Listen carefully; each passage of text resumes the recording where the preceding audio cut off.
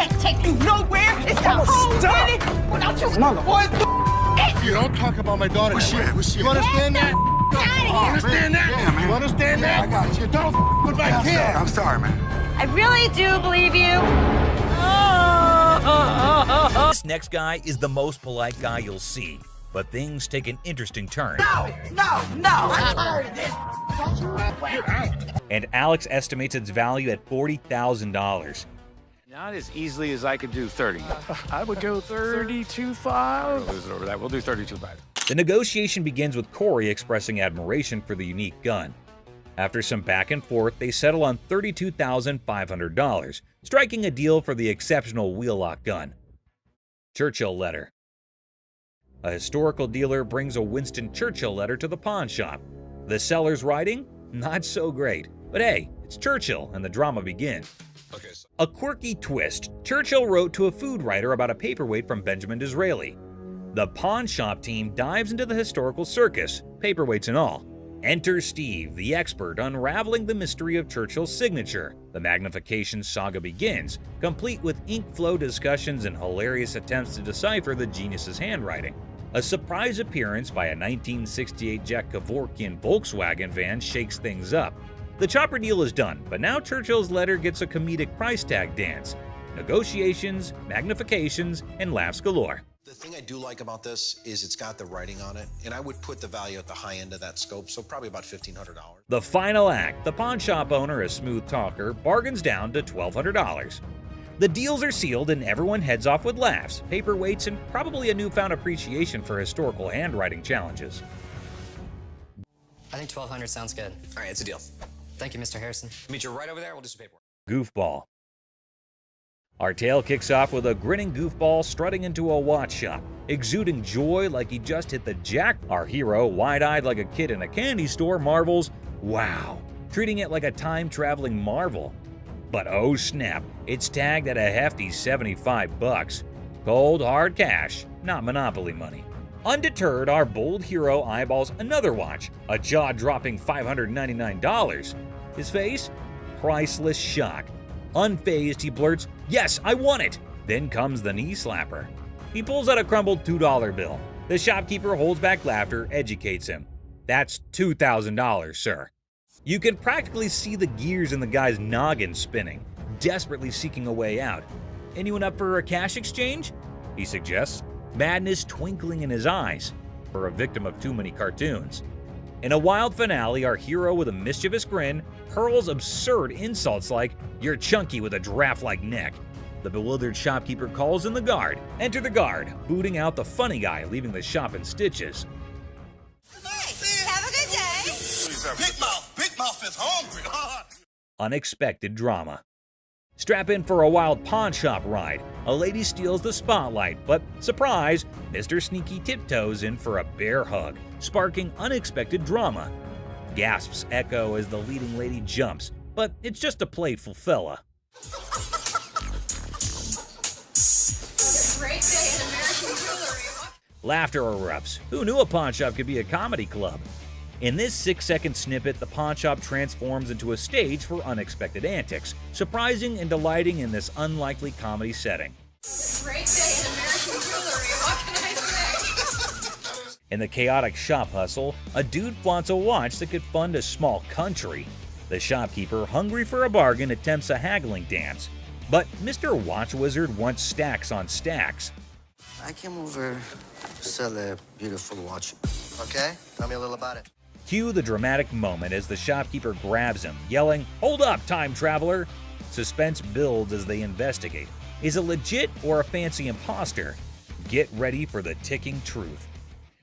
So can you come back in about an hour? No problem. Perfect. I'll see you in about an hour. Thank you. Picture our man playing Sherlock, sneakily starting the girl checking the watch. Instead of screams, laughter erupts. A mischievous symphony until the fun police arrive. An authoritative figure sternly commands, "Stop right there!" Giggles turn into awkward coughs. Lesson learned. Messing with the timepiece police is no joke. They keep the watch world in check. Somebody had it open. You can see how screwed up they made those screws. Someone did have it open. You can... Flirting? Imagine you're ready to pawn that chain, right? How about using your charm to score a sweeter deal? Remember Ashley? She had a customer smitten with a better offer. You're the first person I met when I first come here to this pawn shop. Yesterday, I come up here and I got my chain out. Now I got to pawn it again. Well, how much you have it in pawn for before? Oh, I had it on 120. I was going to pawn it for 200. Do you want to take a look at it? Yeah. Just wait, my friend. What's the plan here? You and Ashley? Do you like BFFs? Now, from where this unconditional love stems, suspicion might be knocking at your door. I can't find her name in the system. You sure can keep a woman waiting. Well, here's the thing. I don't even see you in my system. So you lied to me? I do like you.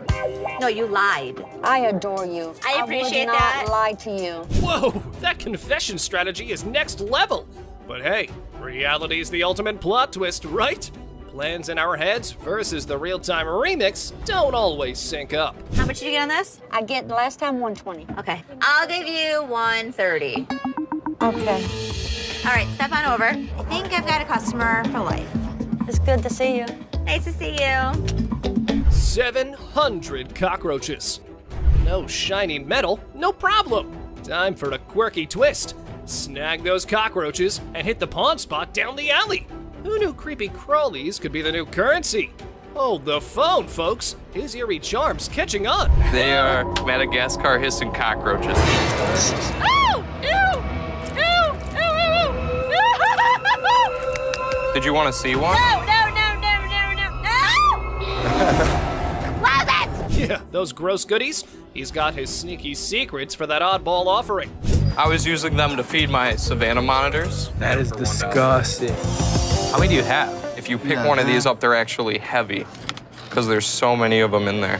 I really do believe you. Seriously, bro, we're talking a buck a pop. Those things are tough to sell, even as giveaways. It's like offering a lifetime supply of, well, nope. You better take them back home. I wish I had somebody that needed them. Thank you very much. I'm sorry. I bought living creatures in the past. Cockroaches isn't in our repertoire, but the best thing about it, the look on Ashley's face, priceless. That was gross. We've got this episode where a heavily muscled individual made his way over to meet Les to complain about equipment he got from the store that got busted. Somebody bought this. This piece of junk I bought in here just a couple days ago. It don't work now, it's broken. What is it? Little ab lounger I bought here, man, workout. In the midst of the pawn shop's hustle, a burly customer approaches Les with a complaint. He's upset about a busted piece of exercise equipment, an AV lounger purchased just days ago. Les, sticking to the store policy, explains that they can only provide an exchange, not a cash refund. Tensions rise as the customer vehemently rejects the idea of an exchange, demanding his money back. They can only hand over another item in place of the faulty one. If you had the receipt, I could give you an exchange. I could give you something. I don't want an exchange because it's probably going to be some again. How about you just get my money? As the disagreement escalates, the customer insists on a cash refund, dismissing the option of another item. Les faces a dilemma, stuck between policy and customer satisfaction. The clash intensifies as the customer becomes forceful in his demand for a monetary refund, setting the stage for a heated confrontation. Les could match him word for word without fear. Better be some money. Or what? Or what? There's going to be a problem. How about What that? kind of... Les, accompanied by his trusty companion Byron the Snuggle Bear, stands his ground. The customer challenges Les with threats of problems if he doesn't comply. Unfazed, Les maintains his position, asserting that the store's policy is non-negotiable. The heir becomes charged with confrontation as both parties refuse to back down. I don't need it. As things got super heated between Les and the customer, Byron tried to step in to calm the man down. As the situation reaches a boiling point, Les and the customer engage in a verbal showdown. The customer grows increasingly forceful and Les warns against physical contact. Byron attempts to mediate and calm the customer, but his intervention takes an unexpected turn, adding a new layer of tension to the already heated exchange. Really? The confrontation takes a risky turn when the customer, ignoring Les's warnings, attempts physical contact. Byron, in a misguided attempt to intervene, escalates the situation further. Les stands firm, refusing to be intimidated while tensions continue to rise. Les questions a man's marriage. Les uses a customer's words against her. There's trouble in the office, but Les reminds Seth that he's the boss. Les kicks off the day questioning a man's marriage, using customers' words against her. Trouble brews in the office, but Les asserts his authority as the boss, teaching a disrespectful man a memorable lesson. Les shows that he's not just a pawnbroker, baby. He's a boss in control. Here are savage Les Gold moments. It looks like Les is more interested in this man's marriage than his business. Les woke up this morning with the urge to roast someone, and of all the people he could roast, he picked this guy. Things take an unexpected turn. Now, in a surprising twist, Les dives into the man's marriage, leaving everybody shocked. Les humorously challenges the man's absurd scenario, roasting him in a way that only Les can. The man's attempt to buy an anniversary present with his wife's jewelry backfires, adding a touch of humor to the pawn shop drama. You get a watch for my wife's anniversary. Oh, it's not your anniversary too? Well, yeah, it is mine too. How many years you been together? 25 years. Oh, okay. How many good ones? So how did you get these? Well, we were going through some of her jewelry. She said this belonged to my grandma. They're not real. Les posts a customer's watch request, questioning the authenticity of the jewelry. Unfazed, Les detects the fake and confronts the customer's peculiar anniversary gift plan. The customer tries to defend himself, but Les, in his signature style, keeps it real and uncovers the truth behind the fake jewelry. But hold on a second. How come the old man wants to buy his wife an anniversary present with her own jewelry? That is one hell of a ridiculous scenario. What this man could have done at this moment is leave. But nope, some of these customers love to start drama. This is older than both of us. It probably is. But it was fake when it was made, and it's still fake. Les faces a customer who crosses the line, insulting his family. For the first time, Les takes matters into his own hands, delivering a stern warning. The tension rises as Les draws the line, showcasing a side of him that won't tolerate disrespect towards his loved ones. Yeah? Okay, I've seen your wife. Listen, mother, there's two things you don't talk about. What's that? My wife and my family. Oh, so here's the deal. For a moment, we thought... Two of you? Here's the deal. Get out of here, two of you. I'll hurt you guys so bad. Sure you will. Better get in the front. Sure you will. In a final showdown, Les lays down the law. With no patience left, he kicks the disrespectful customers out, warning them of dire consequences if they return. Les reveals his savage side, making it clear that disrespecting his family won't be tolerated under any circumstances. $200 TV. What the is he thinking?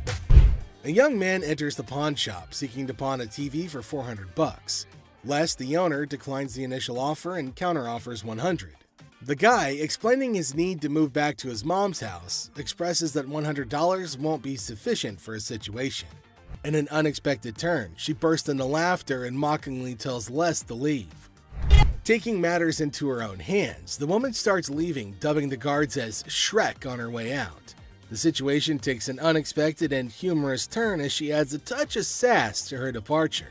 Let's take a look at it. All right. I'm here with my man, and we got in a big argument, and he left me, so I need to get back home. He left you here? To Hawaii. Oh, really? Where about? Honolulu. Oh, okay. Got a ride from my cousin, so you gotta hurry up. There came a woman at Ashley's counter to sell her chain. Now Ashley's looking at her chain to see whether it's worthy enough or not. She's asking Ashley to hurry up as she has to leave earlier as her spouse has left her alone here.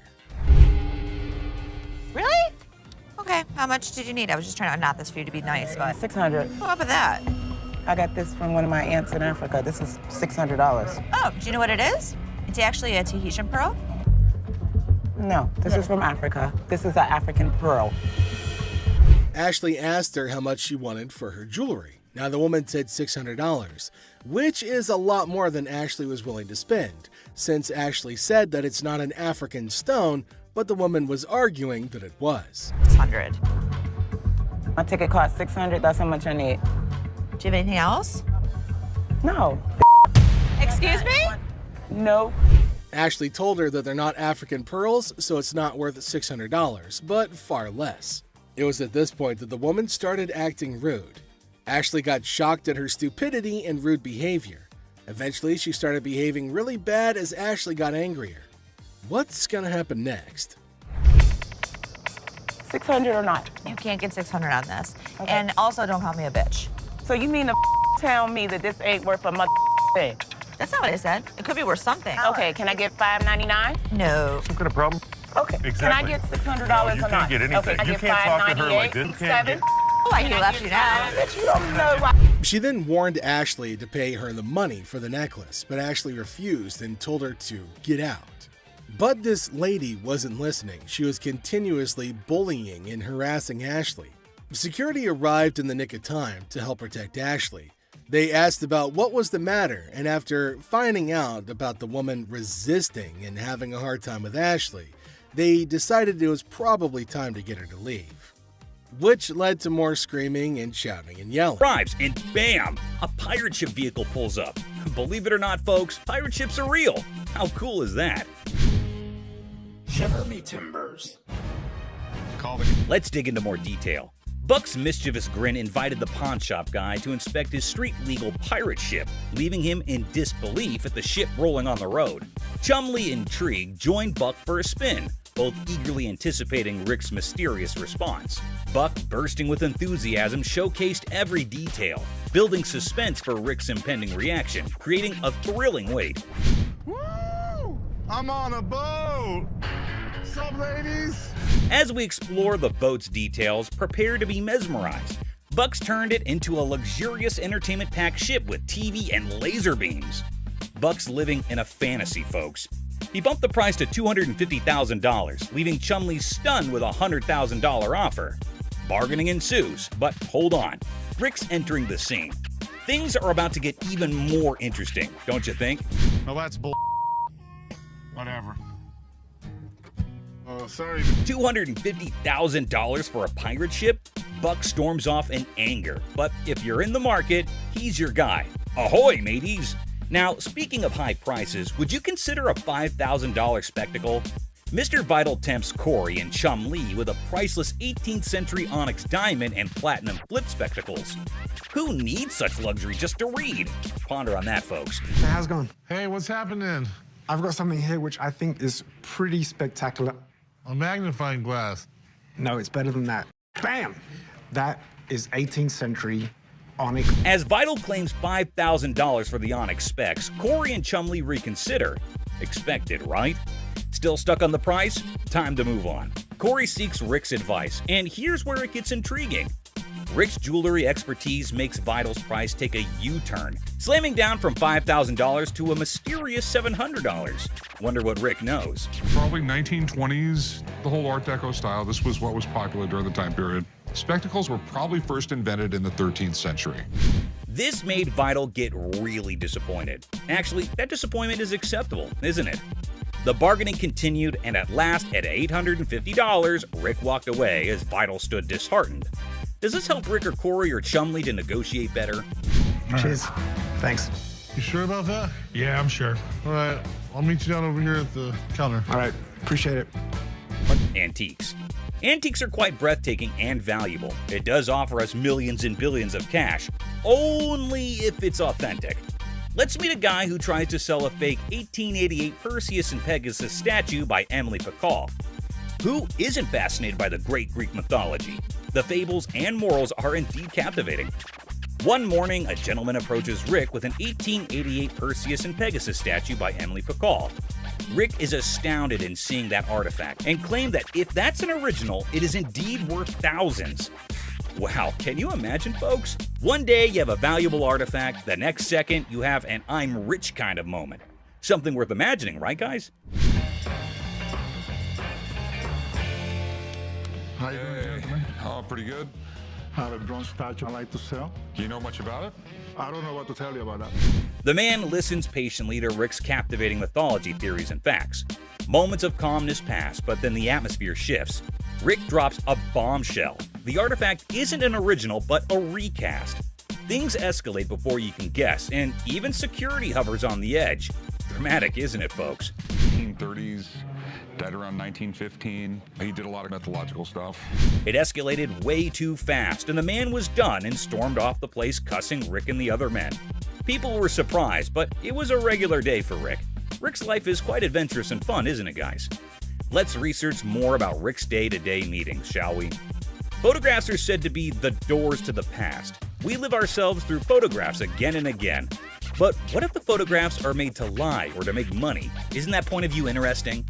Let's meet a man who uses the photograph of great Abraham Lincoln and Mary Todd Lincoln to make $1 million. On a pleasant day, Rick gets a potential seller who's going to surprise him and us all with his possessed item and the strange demand. Good. So here we go. Gorgeous. It's supposed to be Abraham Lincoln and Mary Todd Lincoln. Chumley grows suspicious of the Abraham Lincoln and Mary Todd Lincoln photograph. Surprising? Not really. Rick steps in, emphasizing the need for a master's eye before sealing the deal. Confusion ensues, prompting Rick to call in Maureen, an expert. Maureen declares the photo illegitimate, sparking tension between Rick and the seller. Spicy, right? Now, the absurd unfolds. The seller demands a whopping $1 million for the photograph, leaving the crew and us, the audience, utterly speechless. The man has left us hanging. What's really going on here? In 10 years. Honest to God. I know, you think this is worth $1 million? Isn't that correct, guys? Anyways, Rick didn't encourage the guy, which led to the repercussions between them. He took the big leap and faded away from the scene of action. Is greed an important factor in this, or are the sellers genuine in their prices? A lesson for you guys. One shouldn't be dumb enough to be this greedy. Prizes will walk through that door.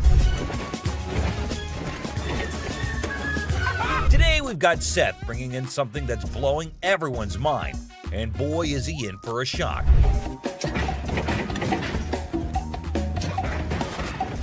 Our friend Penny rolls in with a rare 83 T-top Cutlass, lowrider frames, and a fully customized beauty.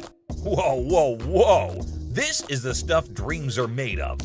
These babies are like finding a needle in a haystack these days, and you can see Seth's eyes light up with excitement. Easy there, Seth, don't get too carried away. We see all types of old cars come through the store. Does it do the four-wheel hop?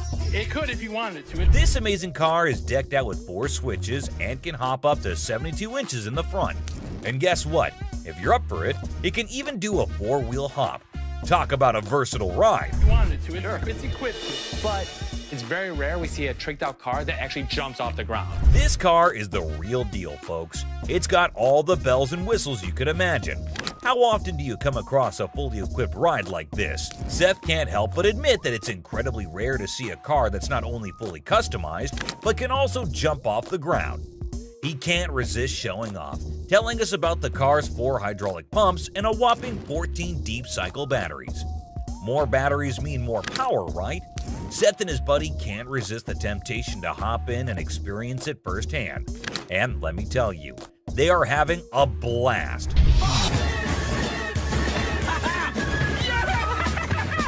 Now, Seth really wants this car, but he wants it at the right price. Penny, on the other hand, is hoping to fetch $12,000 for it. Will Seth bite the bullet and make the deal? Well, here's the twist. How about $4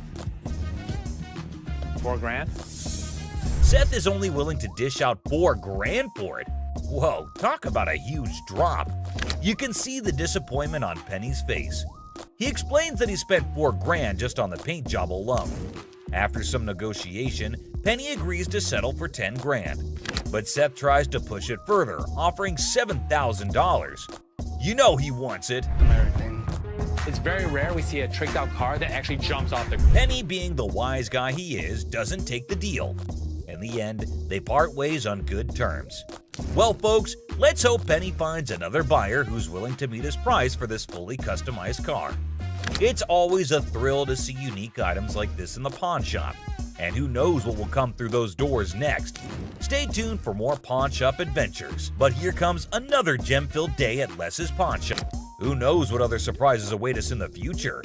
Stay tuned, folks, because the adventure at Les's Pawn Shop is far from over. Hold on to your seats because this next guy is about to unleash some of the rarest goodies on the market. 5, 6. Brace yourselves. But wait, it gets even better. He pulls out this kit from Paramount Studios, which is a seriously impressive piece in his collection. To give to radio station to run ads for the show. It's an authentic set that was sent to a TV executive when Deep Space Nine first hit the screens. Now that's some next level stuff right there. You can't help but appreciate the sheer coolness of it all. Here's the catch though. All this awesomeness comes at a price. Business clash. A dramatic drama unfolds as Mark, introducing himself, seeks business from the owner. Tension builds with background music, setting the stage for unexpected confrontations. Clearwater, Florida, but I have family up here in Northville, and we're starting a towing company, recovery, impounding. Mark pitches his towing business, convinced it's a better venture. The owner, unimpressed, rejects the offer, leading to a clash of perspectives and business philosophies. Well, things happen. We don't have that problem because we have fences around the building. The owner dismisses Mark's proposal, asserting control over his domain. Well, I'm going to give you some paperwork to sign. I wouldn't sign anything because I don't need your services. The comedy irony emerges as Mark persists, unaware of the futility of his attempts to sway the determined owner. The owner bluntly shuts down Mark's pitch, labeling it a shakedown. Listen. No, you listen. You are not coming into my business and trying to shake me down. The dialogue becomes increasingly heated, with the owner refusing to entertain the supposed business opportunity. What would you call it? I call it a business opportunity. I'm not interested. Mark's exit is met with firm warnings from the owner. The situation ends humorously with a comment on Mark's nice car, injecting a light note after intense confrontations. I'll be back. If I were you, I wouldn't come back. Whatever. The gym brawl. So, watch this hulking bodybuilder guy, all muscles and bravado, strutting into a pawn shop with this wrecked workout thing that looked like it went through a blender. He was like a peacock on protein, thinking he set up a magic muscle worm. The shopkeeper, a guy with a face as serious as a freshly waxed dumbbell, raised an eyebrow at the smashed-up widget on the counter. Hey man, I need to talk to somebody about this. This piece of junk I bought in here just a couple days ago don't work now, it's broken. Check out this masterpiece, our bodybuilder buddy declared, pointing dramatically at his broken workout thing. It's so messed up. I swear it's doing reverse squats by itself. The shopkeeper is squinting at the wreckage, deadpan. Reverse squats, huh? Must be the newest gym craze. This thing obviously couldn't handle what I was doing on it, so 2 days later it don't even work, so. But our muscle hero was not giving up. Leaning over the counter, he claimed, "I want my money back." How about you just get my money, and then we won't have any more problems with this, but I need my money back. This thing's more of a comedy show than a workout. The shopkeeper, trying not to crack a smile, said, "Well, it's a one-of-a-kind piece, guaranteed to break the ice at any gym." Or what? Or what? There's gonna be a problem. How about what that? Kind of problem is there gonna be? Oh no, that's like a WWE scene. Our bodybuilder flexed his words and shoved the shopkeeper. "Give me my money or I'll turn you into a cardio machine for a month." And just like that, the pawn shop turned into a wrestling ring. Don't touch. Come on, come on, man, let's go. The shopkeeper, unexpectedly nimble, fought back and chaos replaced. It was like two sumo wrestlers battling for the last protein bar. Trying to play hero, two guards materialized out of thin air. They grabbed our bodybuilder and his busted gear, dragging them out. We got you. Bring a few more. All we need is bring all y'all out. Our muscle dude flailed around, still demanding his refund like a sad, deflated balloon. The pawn shop went back to normal. That's it, my man. Bring a few more. There's your machine, buddy. The art of negotiation. So let's see this guy walking into a pawn shop, allowing him to be the next big art dealer with a painting put away under his arm. He's giving off major, "I'm gonna hit the jackpot" vibes. The shopkeeper, with a sneaky grace of a cat burglar, checks out the painting like it's the Mona Lisa 2.0. Our confident guy also spins this wild tale about how the painting formerly belonged to Napoleon's pet goldfish, or some other crazy story. So what you got? I've got a painting from Peter Max. An original painting? Well, I got into a silent auction. The shopkeeper, poker-faced like a pro, goes, intriguing. You can virtually see dollar signs in his eyes as he dreams of making a fortune. Now comes the big moment. Confident guy bravely says, "I want $3,000 for this masterpiece." Let's see if she can close a deal. Yeah, what is the bottom line? 3,000. No way. The shopkeeper, still all mysterious and cool, smirks and says, "I can do 1,500, or you can hit the road." 1,500 and we got a deal. It's like a Western showdown, but with money instead of guns. It's a take-it-or-leave-it situation. The confident guy, looking a bit less sure of himself, decides to pull a classic move, pretending to discuss it with his imaginary art expert friend. Maybe it's an unnoticeable chum with an art degree. While our hero is deep in discussion with his invisible art critic, the shopkeeper, beaming like a Cheshire cat, decides to up the figure. I know there's a market for it. So $1,500 I think is pretty good. They need to take the money and run. He counts out $1,500, slams it on the counter as if to say, "Take the cash and run, chum," or say farewell to the deal of a lifetime. 1,500. All right. In the end, the confident guy, now looking further confused than confident, grabs the cash and virtually sprints out of the shop. And that is how a pawn shop turned into a comedy stage, starring Mr. Confident, the mysterious shopkeeper, and an oil with a Napoleon-connected goldfish. Art, my friends, might be priceless, or at least worth $1,500. Peter Max. Seat showdown comedy. In a strange pawn shop turned into an airplane seat sale, things got wild when a gutsy and unusual woman decided to turn the whole event into a comedy show. Picture her like a sneaky cat strolling over to a chair and ignoring the "don't sit" sign as if it were garbage. It was as if your rebellious grandma suddenly took center stage, tossing caution and posters to the wind.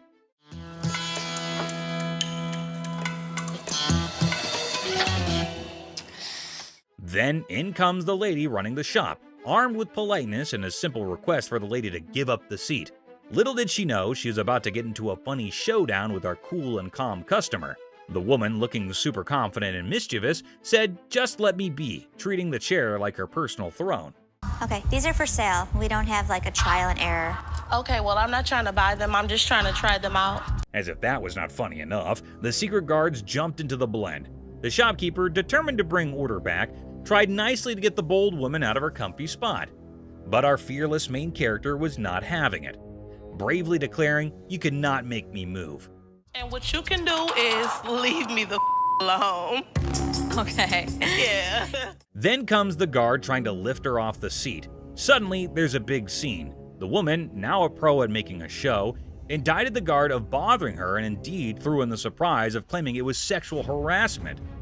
The pawn shop turned into a stage for a solo performance, with our main character making up the script on the spot. No, thank you. No, You can get your hand up. Get your hands off of me. Get your hands off. But the comedy did not stop there.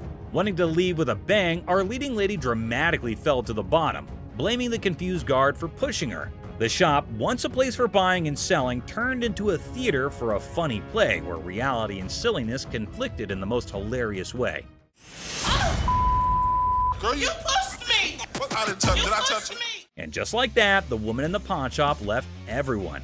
Guard, shopkeeper, and onlookers scratching their heads, wondering if they had just witnessed the craziest pawn shop show ever. I'm not going anywhere. Do whatever you want. And we can have a...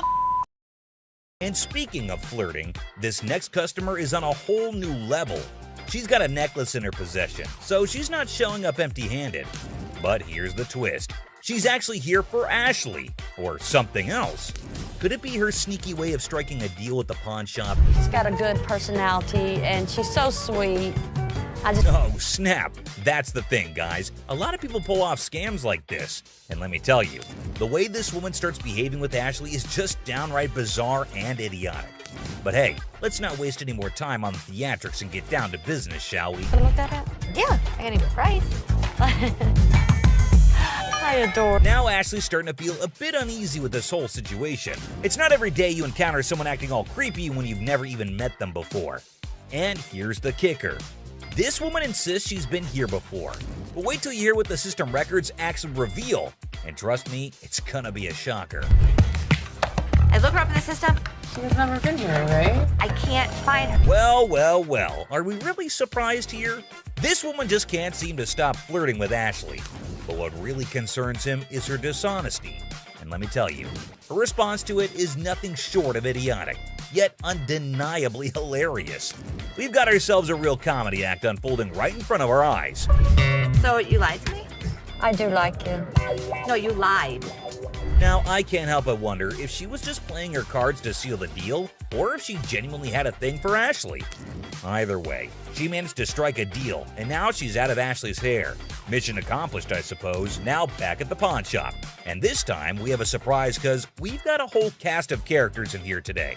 Check out this lady starting off all cheerful and friendly, saying hi to the folks at the front desk. But out of nowhere, she does a complete 180 and turns ice cold. What's her deal? The ring out. You lost this ring. This lady is all like, I totally came by here last month, I swear. But guess what? The computer ain't lying, my friends. The receptionist straight up told her that her precious ring is nowhere to be found. And you know what? It's on her. If she really cared about that ring, she should have shown up way sooner to claim it, but she didn't, so tough luck, I guess. You didn't bring it last month. You brought it 4 months ago. Now this lady is totally losing her marbles, you know? I mean, it's kind of dumb if you ask me. She should have just remembered where she left her stuff. But no. Instead, she's going off like some chatty old grandma, non-stop yapping about it. Give me my motherfucking ring and let me see a manager in this bitch. I'll get you a manager in this bitch. Oh boy, we've got a real character on our hands here. This lady just won't accept any responsibility, I tell ya. Hey lady, newsflash. It's your job to remember, not his. This is where she's really taking the cake and acting like a complete idiot. And get this, she starts pointing fingers at poor Les, blaming him for this whole mix-up. You got me up. Well, no, you got yourself up. No, you got. Can you believe it? I mean, come on, lady. It's clearly your fault, not his. Thank goodness for that bodyguard who swiftly stepped in and removed her from the scene. I gotta say, it's giving me secondhand embarrassment. Just look at the unending drama. Sorry that your grandma's ring exceeded its time limit. You made the mistake and did. But what we've got next will blow your mind. So it's just another day dealing with annoyed customers. This lady was supposedly waiting for 2 hours, or so she said. But man, isn't she a little too aggressive? Oh, you gonna ignore me. Can I get some help? Now Ashley jumps in to handle the situation, but this lady won't even let Ashley speak for a single minute. Such a big mouth. You need some better help up in here. I've been standing here going on almost 2 hours. This lady just won't quit shouting, and to be honest, Ashley is so done with it. But you won't believe what this customer does next. It's seriously shocking. Because he told me. Excuse me. Seriously, what kind of lady does that? I get that she's mad, but why resort to getting physical when the manager is talking calmly too? Well, Les totally turned her down because it's just not worth that much. And this lady couldn't handle it, I suppose. You won't believe what she does next. Seriously shocking stuff. This customer walks in claiming she's here to get back the stuff she pawned off. But guess what? Buy. Not pawn. They were buy. Turns out she didn't pawn anything. She straight up sold it off. Man, this lady is clueless. She doesn't have her ticket and she expects someone to help her out? Seth tries to intervene, but it's pointless because this woman just can't grasp the fact that without the ticket, there's nothing anyone can do. If you bring me the ticket, I'd be more than happy to take care of it for you. I need my. Show me the ticket. I don't have my ticket. Now she's all paranoid, thinking people are trying to deceive her, and she's planning to take matters into her own hands. Uh-oh, that can't end well. At this point, it's best to just walk away, lady. Phone call. A little phone I'll call? be up here to handle y'all motherfucking Who you having? This lady is refusing to leave until her brother shows up to give the pawn shop owners a beating. How messed up is that? Seriously, this woman needs to just shut up. Better be ready. For what? Because my brother's not ready. Welcome back to our channel, guys. A $3 bill. Hi, excuse me. Yeah. Hi, I'm looking for a watch, maybe about $100. I got $100 to spend. Well, well, well, look at this drama unfolding in our favorite pawn shop. A woman struts in like she owns the place. The owner, trying to impress her, showcases some bling, and she's all ears. It's like a weird dance of possessions. That's really pretty. It's really Looks good on you. That was 100. 100. I'll take it. Okay. Things are heating up. The woman, feeling all high and mighty, wants the pricey watch. Negotiations are on, and after some back and forth, she says yes. Cash time, right? Wrong. Now we add tax on that. It's gonna be 106. All right. Here. Hold up, the plot twist is here. She pulls out a gift card worth $100 and thinks she's the queen of the Pawn Palace. The owner's face? priceless. She's like, lady, are you serious? These are not our gift cards. What would you call it? It These says are- preferred customer. No, snap. The owner ain't buying it. He accuses the gift card of being faker than a $3 bill. Trauma alert. The woman's in denial, insisting it's legit. This is better than a soap opera. Fly $100 on it. That is not our gift card. And now, ladies and gentlemen, we've got a full-blown showdown. The owner versus the woman. It's like a bad reality show. She's trying to swipe that card. He's not having it. Cue the verbal fireworks. Okay, But you, what is I'm she not gonna about swipe? to lose, Hold on all one right? second. Let me explain this I'm to her. not about to lose. I want to watch turn around and swipe. The tension is thick, and so is the irony. The woman's yelling, the owner's smirking. It's like a comedy sketch gone wrong. This fight is going in circles, and I'm here for it. You the ugliest two sisters I've ever seen in my life. Finally, someone with common sense. The owner kicks her out like he's escorting a misbehaving guest from a party. She's asking for directions like she's lost. Well, she kind of is, lost in her own questionable choices. I'm gonna get my money. Hey, Byron, show her where the money's at. My money. He's gonna show you where the money's at. As she's thrown out, she's hollering about fraud and wanting her money back. Lady, you tried to pull a fast one, and now you're left with nothing but echoes of your failed scam. Better luck next time, or not. Go ahead. Man, they took my money, man. Somebody want $100. Penguin generator guest. Well, folks, here we're witnessing a bizarre episode at the local electrical supply store. A guy waltzed in reassembling a penguin on a skateboard. Hammer. The bullet flies out this way. The second seller is utterly perplexed by the gun desk, questioning its practicality. He's pondering who would buy a tiny desk with a hidden firearm. Meanwhile, the buyer's probably thinking, well, it's the perfect desk for a high-stakes game of hide-and-seek. The other thing is, I don't know how old this thing is. The seller delves into firearm logistics, explaining the pre-1898 loophole in the concealed weapon twist. Meanwhile, the buyer's probably regretting not majoring in antique desk forensics. Okay, it's one to have a gun, but now you have a concealed weapon because it's a hidden gun. Have you had it apart? Yes. The seller navigates the murky waters of antique gun regulations. The buyer, eager for a legal loophole, contemplates turning the gun desk into a non-threatening relic. Antique fire drama at its finest. Thanks for bringing it in. Oh, you're welcome. I really wish I could have bought this because the odds of another gun desk coming in here are slim to none. Super Bowl ring. Walked into the pawn shop like a Super Bowl champ flaunting a ring fit for the football gods. The seller's dreaming of a touchdown deal at $22,000. But he's ready to settle for $19,500 because even champions negotiate in the end zone. I'm looking to get anywhere from like 22 to 21,000 for the ring, but if 19.5 was to hit it, I'd take it. The seller got the ring from a forgetful wide receiver deal. It's from Super Bowl 39, and despite the shop owner's dislike for the Patriots, he acknowledges their success. An issue with the ring's mark is noted. If this Super Bowl ring is the real McCoy, it's worth tens of thousands of dollars. But a hand-engraved manufacturer's mark just doesn't seem right to me. The pawn shop worker, with a quirky habit of hoarding Super Bowl rings, scrutinizes the suspect engraving on the Patriots ring. The seller's mid-20s price tag meets skepticism as the shop owner delays, realizing this ring's authenticity quest might need more detective work than expected. I'm gonna have to get somebody in here because it just doesn't look right. I want to do a little bit more research, so we'll get this thing figured out. The seller's nervous about the big bucks, defending the ring's authenticity with player credibility. The pawn shop worker, still skeptical, calls in an expert, and in walks Jeremy, the ring detective, ready for some bling investigation. Now, rings that are given to players are far more valuable than if they're given to a front office staff member or something. The expert, dropping knowledge on the 04 Patriots ring, relishes Eagles' losses. He educates on the ring's bling, emphasizing player rings' value, and highlights the counterfeit struggle. The pawn shop now is a sports memorabilia professor.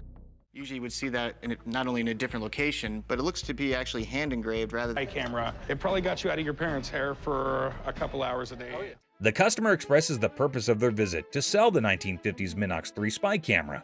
The stated price expectation is around $150, indicating the perceived value of the vintage device. With all this on there, it makes it completely illegal for me to have anything to do with it. Chopper loan negotiation.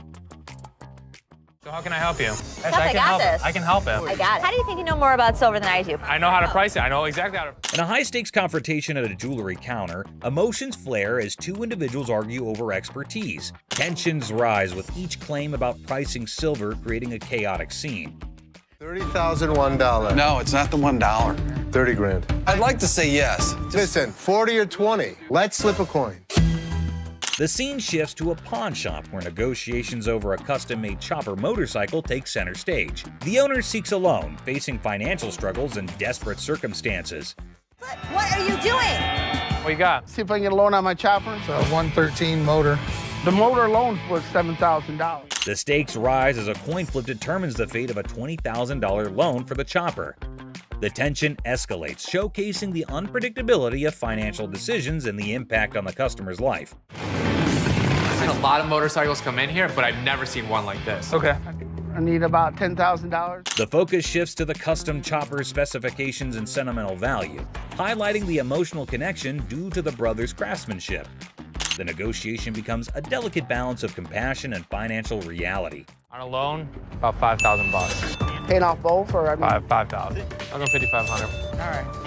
Deal. All right, we'll get you love. 5,500. The episode concludes with a deal struck at $5,500 for the motorcycle. Despite falling short of the initial request, there's a glimmer of hope for the customer, bringing a mix of relief and uncertainty. Misguided price pursuit. Look at that. Is it real? Well, you gotta pull this. Pull that. Try pulling that. I don't know how much that is. You got nothing. Two black women enter a pawn shop and discover a game machine. Excitement turns to disappointment as they realize it's for entertainment only, not for winning real prizes. This is a toy. That's a toy. It's a toy. This is here for the manager. I'm the manager. Nice. You're not gonna get it.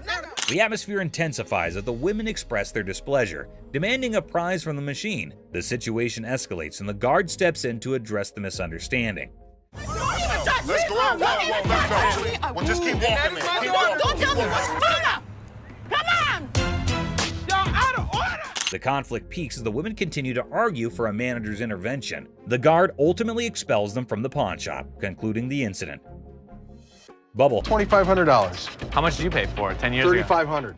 A pawn shop encounter unfolds as a customer eyes a bubble hockey game. Negotiations kick off with the customer seeking $2,500, but the pawnbroker questions the value. Under $1,000. Maybe we work out a little game. Winner gets the. Agreement settles at $1,000, and the seller agrees to the deal. And you sure this is like real and everything? Yeah. But you're sure they're real? 110%. Concerns about authentication arise, with reassurance that the trunks are genuine. Rick, the pawn shop owner, decides to break even on the purchase and seeks dinner in return. I'm gonna go look at stuff I understand. I thought you might want to put this back in your collection. Absolutely. It was my first WWE Championship match, and I won the Tag Team Championship. Titus O'Neil makes a surprise entrance at the restaurant, sharing the backstory of the trunks and their historical significance. The emotional reunion adds a personal touch to the transaction. We bought them for $1,000, so if you just let me break even and give me dinner, I'm good. Got me a little black bag and everything. Look at that. The episode concludes with Titus O'Neil expressing gratitude, and the pawn shop staff excitedly anticipates dinner. The atmosphere remains lighthearted, emphasizing the unique experiences of the pawn shop. Gunfire and negotiation. And it was handed through the generations to me. What are you trying to get out of it? I'm looking for $50K. 50,000. 50,000. Corey introduces Alex to Craig, who has a fascinating antique wheel lock gun. The guys are amazed by its rarity and history, and Alex is about to share some cool facts. Man, this is stunning. Dating from about 1600s. I've never seen anything like it before, but he's asking $50,000. Alex dives into the history of the wheel lock, revealing it's a German-made firearm from the 1600s. Craig is nervously considering a $50,000 price tag. Alex suggests a test at the range. Yeah, this is special. I love this wheel lock. And you still want 50 grand for it? Absolutely. After research, Alex discovers that the gun belonged to a Prince Archbishop's personal guard. The guys head to the range for a nerve-wracking but successful test, and Craig's asking price is discussed. Nice! What do you think it's worth now? I think it's $40,000. In a quirky twist, Corey notices devil emoji targets for a gun designed to protect a Prince Archbishop. The gun fires impressively, and Alex estimates its value at $40,000. 32.5. The negotiation begins with Corey expressing admiration for the unique gun. After some back and forth, they settle on $32,500, striking a deal for the exceptional wheel-lock gun. Churchill letter. A historical dealer brings a Winston Churchill letter to check. Somebody had it open. You can see how screwed up they made those screws. Someone did have it open? You can see. Business clash. A dramatic drama unfolds as Mark, introducing himself, seeks business from the owner. Tension builds with background music, setting the stage for unexpected confrontations. Clearwater, Florida, but I have family up here in Northville, and we're starting a towing company, recovery, impounding. Mark pitches his towing business, convinced it's a better venture. The owner, unimpressed, rejects the offer, leading to a clash of perspectives and business philosophies. Well, things happen. We don't have that problem because we have fences around the building. The owner dismisses Mark's proposal, asserting control over his domain. Well, I'm going to give you some paperwork to sign. I wouldn't sign anything because I don't need your services. The comedy irony emerges as Mark persists, unaware of the futility of his attempts to sway the determined owner. The owner bluntly shuts down Mark's pitch, labeling it a shakedown. Listen. No, you listen. You are not coming into my business and trying to shake me down. The dialogue becomes increasingly heated, with the owner refusing to entertain the supposed business opportunity. What would you call it? I call it a business opportunity. I'm not interested. Mark's exit is met with firm warnings from the owner. The situation ends humorously with a comment on Mark's nice car, injecting a light note after intense confrontations. I'll be back. If I were you, I wouldn't come back. Whatever. The gym brawl. So, watch this hulking bodybuilder guy, all muscles and bravado, strutting into a pawn shop with this wrecked workout thing that looked like it went through a blender. He was like a peacock on protein, thinking he set up a magic muscle worm. The shopkeeper, a guy with a face as serious as a freshly waxed dumbbell, raised an eyebrow at the smashed up widget on the counter. Hey man, I need to talk to somebody about this. This piece of junk I bought in here just a couple days ago don't work now, it's broken.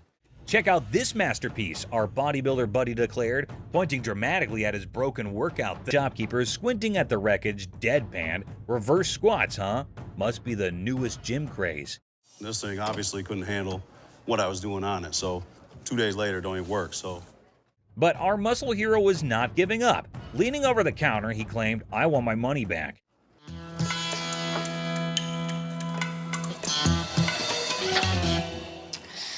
Then in comes the lady running the shop, armed with politeness and a simple request for the lady to give up the seat. Little did she know she was about to get into a funny showdown with our cool and calm customer. The woman, looking super confident and mischievous, said, "Just let me be," treating the chair like her personal throne. Okay, these are for sale. We don't have like a trial and error. Okay, well, I'm not trying to buy them. I'm just trying to try them out. As if that was not funny enough, the secret guards jumped into the blend. The shopkeeper, determined to bring order back, tried nicely to get the bold woman out of her comfy spot. But our fearless main character was not having it, bravely declaring, "You cannot make me move." And what you can do is leave me the alone. Okay. Yeah. Then comes the guard trying to lift her off the seat. Suddenly, there's a big scene. The woman, now a pro at making a show, indicted the guard of bothering her and indeed threw in the surprise of claiming it was sexual harassment. The pawn shop turned into a stage for a solo performance, with our main character making up the script on the spot. No, thank you. Get on the No, body here, no, you can get your hand off.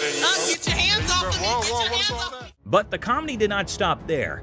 Wanting to leave with a bang, our leading lady dramatically fell to the bottom, blaming the confused guard for pushing her. The shop, once a place for buying and selling, turned into a theater for a funny play where reality and silliness conflicted in the most hilarious way. Girl, You pushed me. What? I didn't touch. Did I touch you? And just like that, the woman in the pawn shop left everyone. Guards, shopkeeper, and onlookers scratching their heads, wondering if they had just witnessed the craziest pawn shop show ever.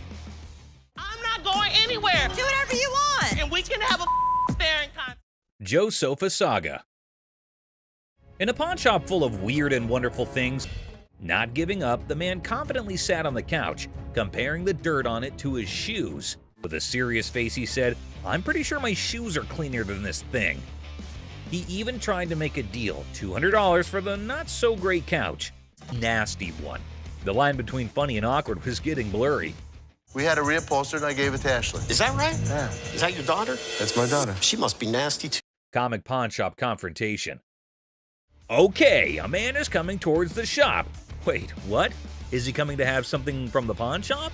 The man asking about her daughter means how creepy it is. Hello. I need to pick up some stuff for my daughter. Is it in pawn? Yes, ma'am. Laughter begins. Everyone around, we've got a pawn shop revolution on our hands. Stay tuned and remember, in the pawn shop chaos, sanity reigns supreme. Good luck, brave souls. That's not. Clueless heist hijinks. Well, howdy there, folks. We've got a Lone Ranger in the pawn shop, sipping on his secret drink like he's the king of mystery. Little does he know, he's the star of a hidden camera show. Talk about being clueless and camera shy.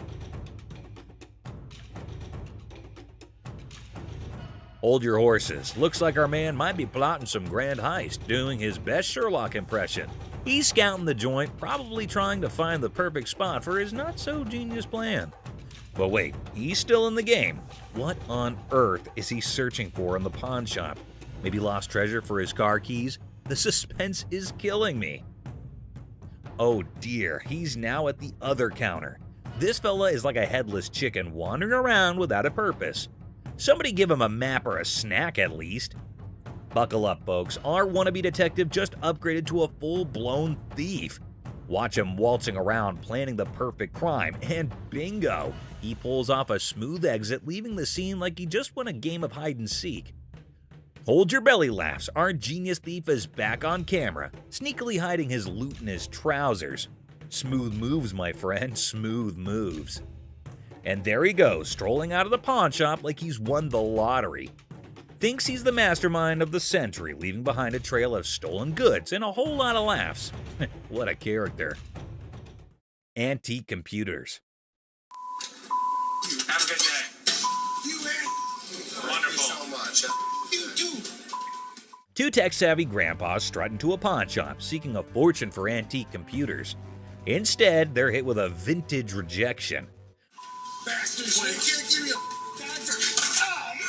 When one grandpa clumsily breaks a computer, he pulls a move straight from the sitcom handbook. Accidental comedy at its finest.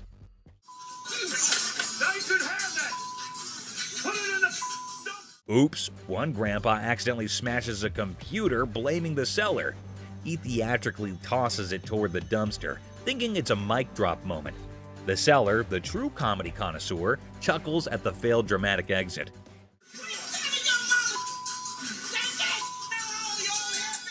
Here comes the queen of sass. A lady emerges roasting the old hillbillies and offering them an A-grade exit.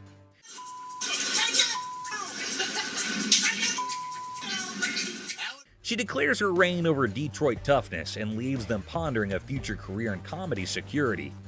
Cue laughter. Exit stage left. Ex-couple. Hello. Hi, how are you? I'm good, how are you? I'm fine. I'm actually looking to pawn these 2 watches. In a pawn shop, a young couple walked in to sell 2 watches. Ashley, the shop owner, greeted them. You guys dating, married? Was engaged, but not anymore. When she asked about their relationship, the boy explained they used to be engaged, but are now exes because both of them cheated on each other. Okay, so you want to sell them, correct? Yes. And how much were you looking for? Despite their turbulent exchange, Ashley inquired about the watch's value. This one I am not interested in because we don't take this brand. You don't take that brand? Ashley noticed the watch's flaws, and when the girl mentioned a particular brand, the boy claimed it was fake. You are more than welcome, to leave that here and we can send it out to get the crystal replaced. As Ashley attempted to facilitate the watch sale, the ex-couple's argument escalated. Oh, what's she talking to? We ain't got all Were you day. talking to him? No, you weren't. Shut up. The situation took an unexpected turn. You never had no life before me. I won't. You never had no life before me. Girl slapped the boy, turning the pawn shop into a battleground of emotions. Had no life before me. Let's go. Let me go. Let's go. Let me go. The situation escalated post-slap as the boy, fueled by anger, forcefully dragged the girl outside. I walk outside and the lady comes back for her watches. I wish you luck. Ashley returned the watches to girl by going toward them and wishes them good luck. Shark costume.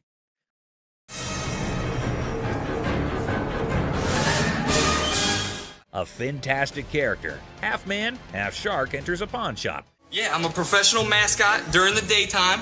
At night, I'm a dancer. Claiming to be a daytime mascot and a nighttime dance sensation. $800, that's all I want. This guy is so bizarre. Les, skeptical, questions the shark man about his $900 financial request, leaving the room stunned. Don't they have those in Halloween costume stores? Les dismisses an awesome shark costume as a Halloween costume, but Rick takes it on, turning the pawn shop into a makeshift underwater comedy club, despite Ashley's rejects due to an unpleasant odor. See? It works. $800. Les, a pawn shop owner, is captivated by a customer who demands $800. You're missing a speeder. Oh my God. But when he reveals his naked self, Les's jaw drops. Hey, where's Ashley going with the naked guy? Tom, between amusement and disbelief, Les performs the quickest eviction in pawn shop history, leaving the customer high and dry. Ching Chong TV. Girlfriend's about to fly back home without me. I have no money. It's the only way I'm gonna be able to go. Right. I want $200 for it. 200 for that? A hat-wearing kid strolls into a pawn shop, hoping to score $200 for his TV. The seller, feeling frugal, counters with a generous $15. What brand is that? Ching Chong. The boy, trying to lighten the mood, drops a Ching Chong brand joke, turning a place into a comedy club for skeptical sellers. 200 for that? Yeah, never gonna happen. 13-inch TVs, I sell them for $15. Our persistent TV peddler keeps pushing for more cash for his 13-inch Marvel, but the savvy seller sticks to his guns at $15. Come on, please. I don't want to get stuck in a tray. The boy, desperate to impress his TV-loving girlfriend, gets sadder than a clown without his makeup. Girlfriend's about to fly back home without me. I have no money. It's the only way I'm gonna be able to go. Right. I want $200 for it. 200 for that? The seller, unamused, directs him out, ensuring love won't cost him more than $15 today.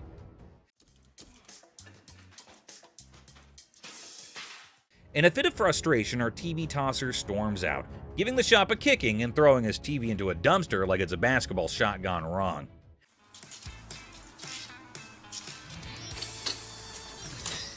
The seller, shaken but not stirred, mutters, "Idiot," and commands him to exit. You're gonna make me leave? Pretty much. Get the f out of here. Get off my property. Asserting his control over the TV-tossing theatrics. It's a dumpster-diving comedy masterpiece in 3 acts. Brain, not brawn. I got a loan on my wife's ring. Yeah? And when I first started coming here, I got a VIP card. I got more on the loan. Now you guys put me to a gold card, and I get nothing out of it. A bald customer, frustrated over a loan on his wife's ring, seeks resolution from the manager over a VIP card upgrade and the perceived lack of benefits. Tensions rise as they discuss the situation. No, the VIP is the gold. They're both one the same. We offer a promotion at American Jewelry Loan. It's called a Gold Card membership. It gets more money in people's pockets if they want to get a loan and allows you to save money if you want to buy something. The pawn shop employee tries to explain the Gold Card system's benefits, but the customer remains frustrated. I am hearing you, but you're not listening to me. Tensions rise as the employee insists on the procedure, leading to anger, questioning, and physical comparisons. You think this is funny? I don't think it's funny. I think that there's something wrong when you start hitting your head against the side of the window. Creating an atmosphere of animosity and miscommunication. What are you going to do about it? I'm not going to do anything about it. What are you going to do about it? The customer and employee engage in verbal sparring, escalating tensions. Whatever I have to. You need to get out of my face, bro. Okay, I'm sorry. Let me scoot back. Really? The guard asserts their position, urging the customer to step back. The customer refuses, escalating the confrontation, leaving the atmosphere charged with hostility and unresolved conflict. Hell no. You want some? Whatever you got to bring. Come on. The customer's unwelcome invitation intensifies, leading to an unresolved atmosphere. That's what I thought. The customer's confrontational tone suggests a potential fight, escalating tension and the possibility of a physical altercation. Volkswagen van. Good. I'm Les. Yeah. What the hell is it? This is a 1968 Volkswagen van owned by Dr. Death, Jack Kevorkian. Hold on to your seats. A 1968 Volkswagen van, once owned by Dr. Death, rolls into the pawn shop. Les is on the case, exploring this piece of history. Weirdness level maximum. And I have everything documented. How much do you want for this thing?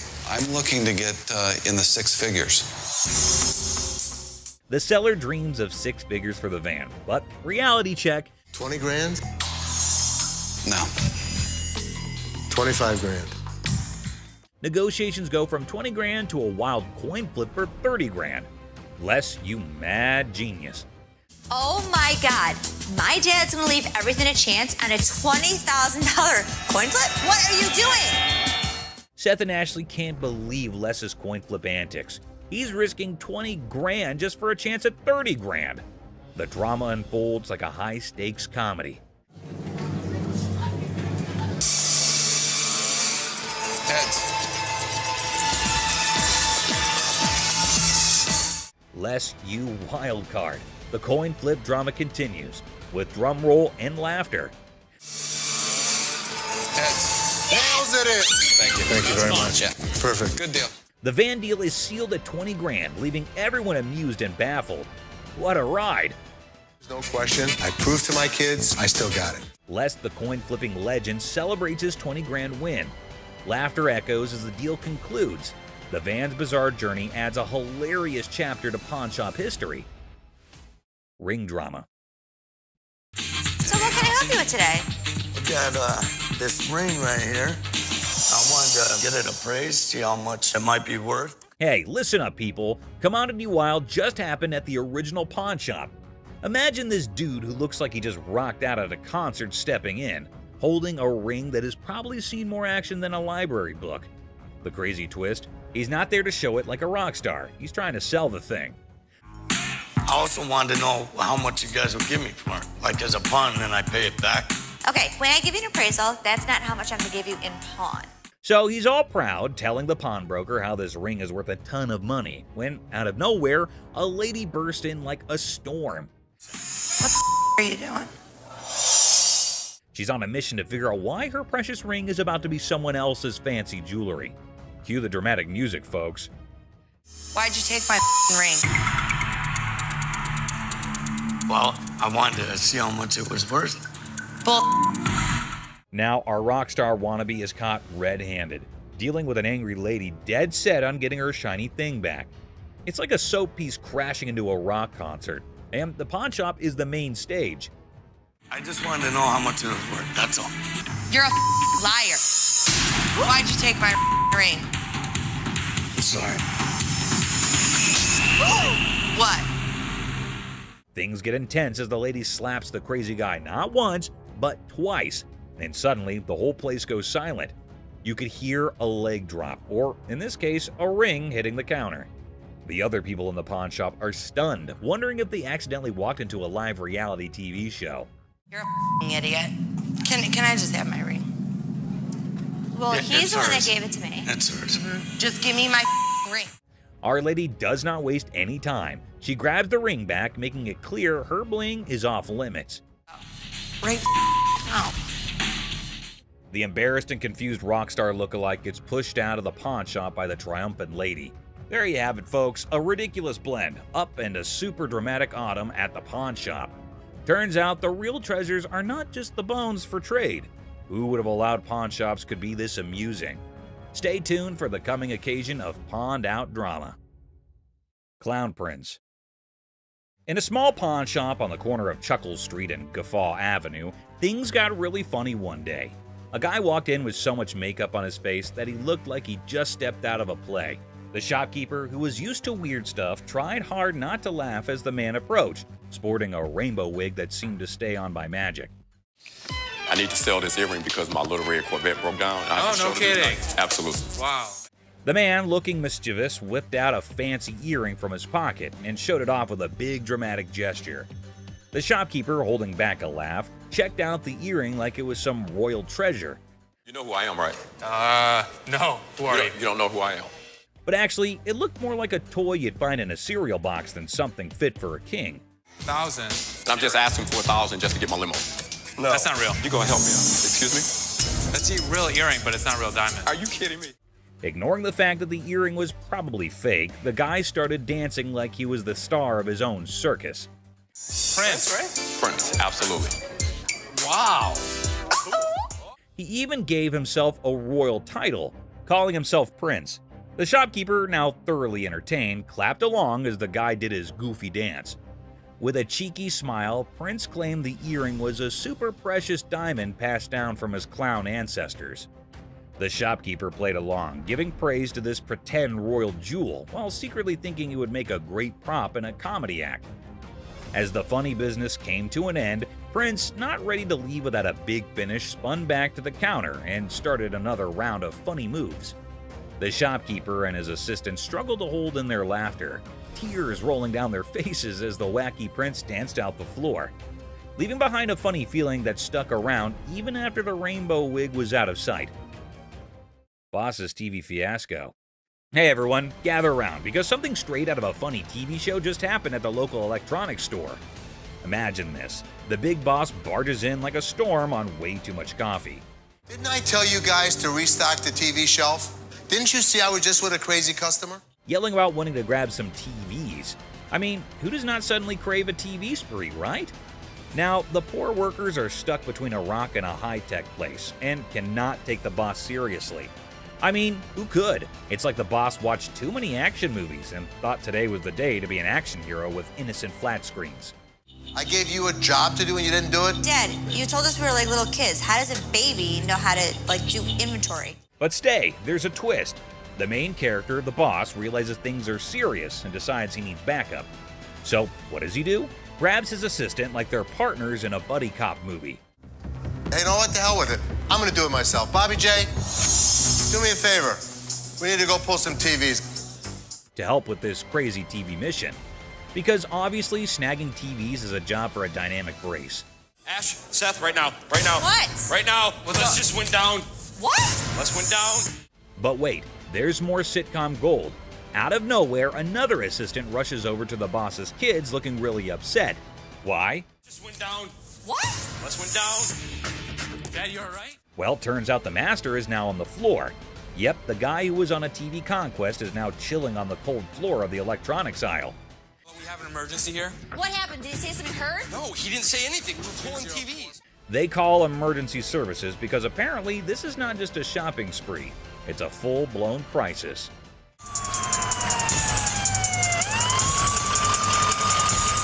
And then comes the ambulance. The daughter dramatically points at the approaching rescue vehicle, as if it's the hero cavalry coming to save the day.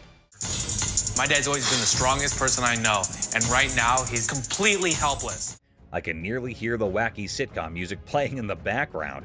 It's so crazy, snaggletooth, and, well, just another day in the unpredictable sitcom that's real life. Stay tuned for the coming episode. People more adventurous with the boss and his search for TVs are coming your way. Crazy store comedy. What's up, Grandpa? Where's your costume at? There. Corey, that's not a costume. In a super silly store, there's this hilarious pair that could out-funny any comedy show. Watch this, an old grandpa wearing a hat that is seen way too many times, with a black band covering one eye. Right beside him is his son, with a hairband that seems to have its own crazy magnetic pull. A mix of colors that should not make sense on air.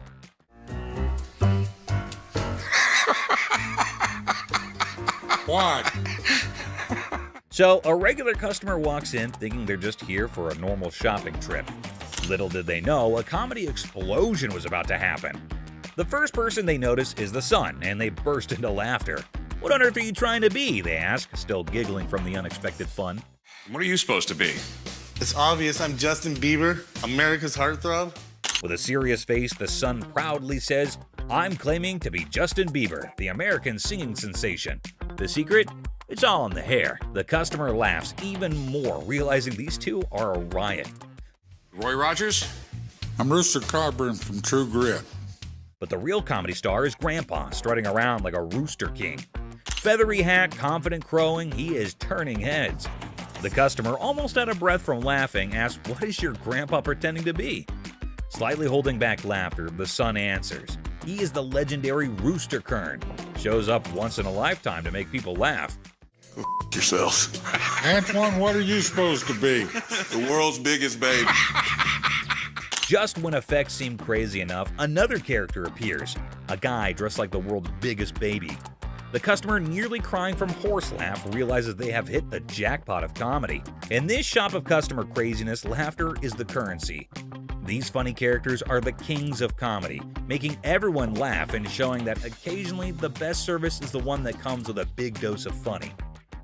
Pawn Shop Riddles. Look how stupid this question on Pawn Stars is.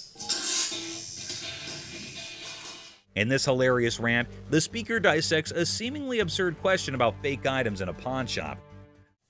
A over 1,000, B over 5,000, or C over 10,000. The logic behind the options A, B, and C is dissected with comedic frustration. Well, if the answer's C, the answer's also A and B. Because if it's over 10,000, it's also over 5,000, it's also over 1,000. The speaker expresses disdain for the question, claiming that if the answer is C, then A and B are also correct. I mean, most of the shit that comes into the pawn shop has got to be fake. They've been in business for years and years and years. The absurdity of the question and the presumed obviousness of the answer are highlighted. God, what a stupid question. The speaker ridicules the question's simplicity, asserting that there's no way to get it wrong. The tone is sarcastic as they emphasize the lack of challenge in the question. Anticipation builds as the speaker eagerly awaits the genius-revealed answer. The expectation is set for a straightforward solution to the seemingly senseless question. The speaker's reaction is a mix of frustration and amusement as the answer confirms the over 10,000 scenario. The comedic exasperation with the question's lack of complexity is evident. That's all for our video. We hope you liked it. Please comment, like, and subscribe. Don't forget to hit the notification bell for more videos like this. Share it with your family and friends. See you next time.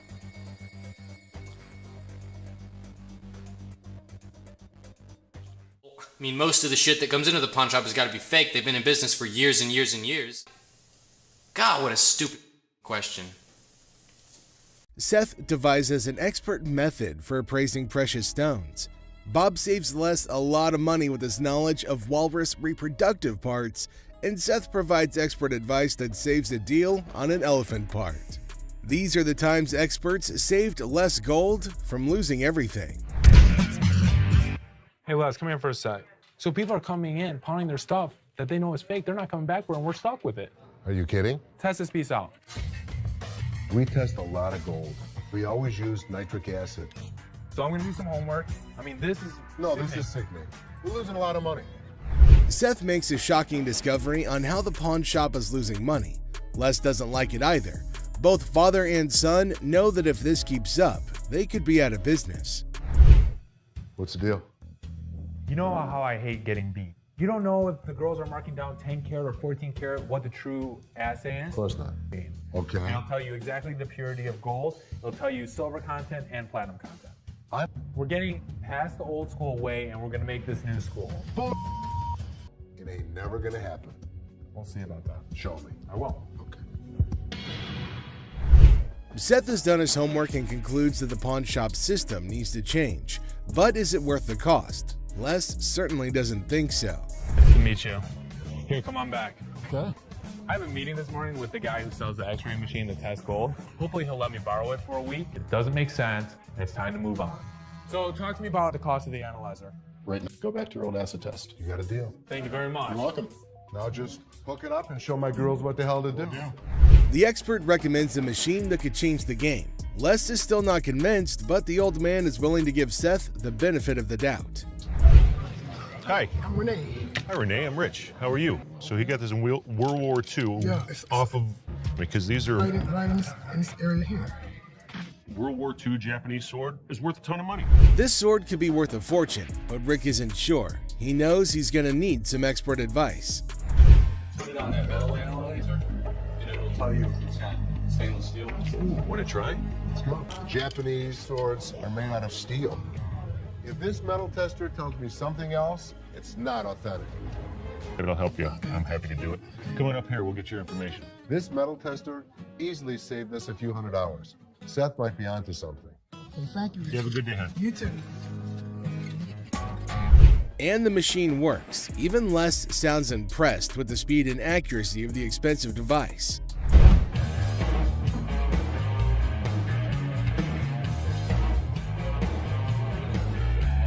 So was I right? You know, sometimes I have to admit, you made the right call. Okay. Good work, good work. Keep it up. Les doesn't mind losing a bet to his kids, especially if it earns him more money. I'm here to sell my collectible Amazing Fancies issue, and it's 24 karat gold and sterling silver, and it's Stan Lee's autograph as well. This is all original casing and stuff. There's only been like 1 or 2 that's been sold since like 2003. So I don't want it, because it doesn't match anything I have at our apartment. Can we talk about this woman though for a minute? Why would you be in this relationship? I don't want to take this from this guy. Bobby J? No. A guy brings in a really interesting piece to the store at the behest of his controlling girlfriend. Ashley only wants to focus on business, but Bobby J is quite bothered about the customer's relationship. Unfortunately, it's not 24 karat gold. Oh, it's not? It's plated, which decreases the value a lot. Let me ask you this. What else have you had to get rid of? Nothing. No, it's the only reason. The kid's miserable. He's scared to death to say anything. We should have helped him. You can't have this. You can't do that. And would you ever do that to somebody?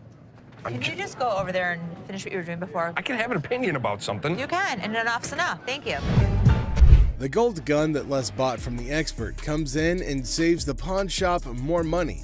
However, Bobby J's only concerned about saving the customer from his girlfriend. Hi. Thanks to Les' expert, there's going to be no deal between Les and the scooter owner.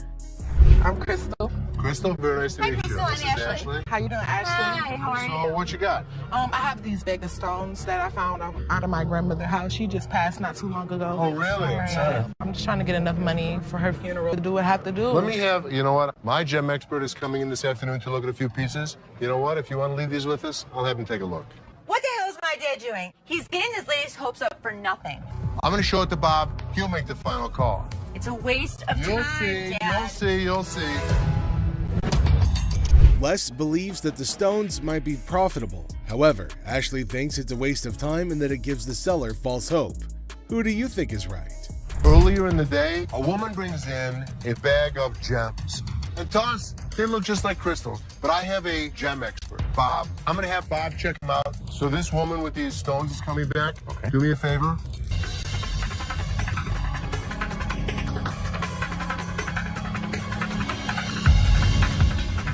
These are nothing. We never get hits like this. What do you price that at? You guys, here she is. We're going to change this woman's life. She's gonna flip. Yeah. Les is confident that Jim, his expert gemologist, will give him positive news. This time, Les's instincts are right on the money. You're going to change her life. This could change her life right here. Okay, here we go. Oh my God.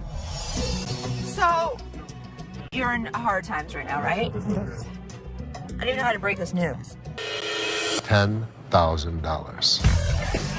Oh my God, are you serious? Congratulations. Thank you. Thank you. Thank you. All right. My God, guess what? They just gave me $10,000 for Grandma Jules. Yes, I'm so serious. I'm glad I came up here today. The woman gets more than she expected, but if Les gave her $10,000, just imagine how much he would make for the precious gem. These are walrus peni. Walrus? Penises. Why? I'm pretty sure I'm right in line with what you can find on the internet. $600 each for those, and $600 for them. There is no way I would take less than $500 for those apiece. Correct. Just wouldn't do it. Let me just go look. Two customers come in with some of the weirdest items you'll ever see on the show. Les has to take a second to understand what he's dealing with. Yeah, you're 100% right. How the hell did you know about that? Holy Bob. He's really proficient in anything that's hard. Yeah, I mean, this is it. My guy knows about these things. Right. Make us an offer. Thank you so much. Thanks for coming in. Bob is an expert on all sorts of things, including the reproductive parts of a male walrus, for some reason. The expert really saved Les a lot of money with his odd knowledge. Skull of an elephant. Really? It's very unusual. It's very unusual. How did you get it? My best friend had it, passed away, and I inherited this one. Where the tusks were. I understand that. It came from Africa? Yeah, right. Well, I So- can promise you nobody's ever brought in an elephant skull, ever. That I can Little tell you. unique. How about 500? Nope. 500, I'll take it back. Throw it in my family room, even though my wife don't want it there. How about 12? How about 5,000. That's as low as I'm gonna go. It's definitely elephant season for Les, but will he be inclined to own this piece of an African elephant? Let me talk to my elephant expert. Africans are more expensive than the Asian ones. Africans are. So you don't really want to lug it back home, do you? No, I don't. So 600, 700. I believe he'll put it in his own personal collection. It'll have a decent home. You are? Thank you. 51, 2, 3, 4, 5, 6, and 7. Thank you. Thank you. Les consults with his expert, and then he uses that advice to close down a good deal for the pawn shop. Robert Ashley, the deal expert, finds a customer with a car seat missing its base. Can Ashley make a deal, or will it turn into a funny situation? Ashley faces a funny moment. A customer wanted a Chilla scarf, but it's really just a bunny. Get ready for a wild time. So in walks this dude looking like he just stepped out of a heavy metal concert. Tattoos everywhere, face carved up like he had a disagreement with a razor blade. He's all like, "Hey, call me the devil." Seriously? Who does that? But hey, anyway, nice to meet you, Lucifer. Then he drops this bombshell. He's 2,500 years old. Seth's like, "Dude, you got me beat. Finally, someone older than my dad." But here's the kicker. He wants to swap his gold for some cash. Says money's the root of all evil. Yeah, buddy, you're really living the stereotype. 2,500 years old. Great. I finally got to meet somebody that's older than my dad. So how can I help you today? I want to get rid of this gold.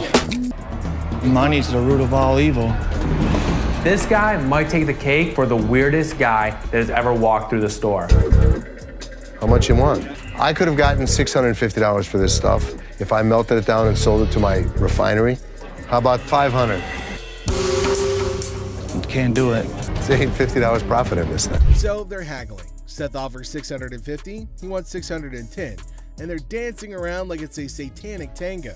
But alas, the devil doesn't always get what he wants. Cue the sad violin. I guess we don't have a deal. So there Seth is, trying to make a deal with the devil, and he's all like, "I want cash for my gold," and Seth's thinking, "Sure, buddy, let me just grab my holy water." But seriously, with the negotiation, Seth offers him $650, he wants $610, and they're doing the demonic dance of the dollars. But in the end, no dice. No deal with the Prince of Darkness today, folks. Sorry, Satan. Maybe next time, bring a better pitchfork. Hi. Hi. I'm Ashley. I'm Nana. Nana. I called up here and I got an estimated price, and they told me that I could get $400 for these. You called up here and got an estimated price. Who'd you talk to? Nicole?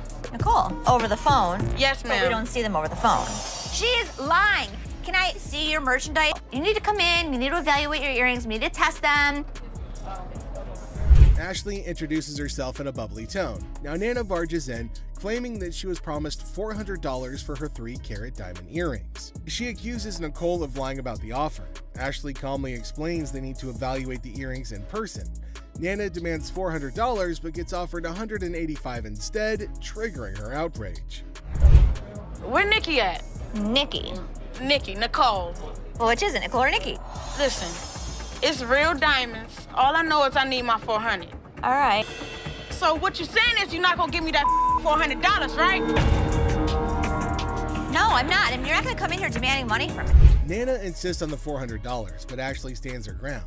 Nana's frustration peaks and she frantically searches for Nikki, accusing everybody of disrespect. Chaos ensues as Nana's volume rises, demanding her mother money. Ashley remains composed, but Nana's confusion and persistence escalate the situation. I am because that's what I called for. And they told me that they was gonna give me $400. Now where the is Nikki at? Where the is Nikki at? Nikki! What? No, Nikki! Where this bitch at? she all of a sudden darted away from me, started screaming for Nikki. It was like a bat out of hell. With this bitch, I don't need nobody to escort me out this bitch. Oh, y'all. Okay, have a good day. And kiss my ass. Keep walking. Bye. Nana. You bitch. Oh, you mother. Give me a headache. Nana's outburst intensifies and she demands respect while causing a scene. Ashley calls for her removal, leading to a heated exchange. Nana storms out, hurling insults and leaving everybody exasperated. The encounter ends with Ashley lamenting Nana's departure, causing a headache in her wake, leaving the pawn shop in peace once again. Ashley encounters a customer who expresses interest in a horse that she saw last week but couldn't afford. The situation ends with some confusion and disbelief. The dealer passionately argues the item's value, escalating it to a humorous threat of going deaf. Now the playful banter reaches its peak with creative insults like chunk and bandrai. The situation makes us wondering if this is a sales pitch or a comedy routine. Continue not to go smoothly for Ashley as she faces the wrath of an impatient customer. Despite her attempts to redirect, the customer insists on bypassing the line. Now Ashley, cornered by absurdity, attempts to salvage the situation with humor and fails miserably. Hi. How you doing? Good, how are you? This like chinchilla to you? How much did you spend? Do you remember that? There was a lot of cash, a lot of money. Okay. I didn't sell you this. You sold me this. Ashley faces a furious customer. The customer, seeking a chilla scarf, discovers that he's been bamboozled with a bunny instead of the luxurious chinchilla that he desired. Grip, it's not a handshake, it's a ton of cash. Do you have your receipt? I don't have a receipt.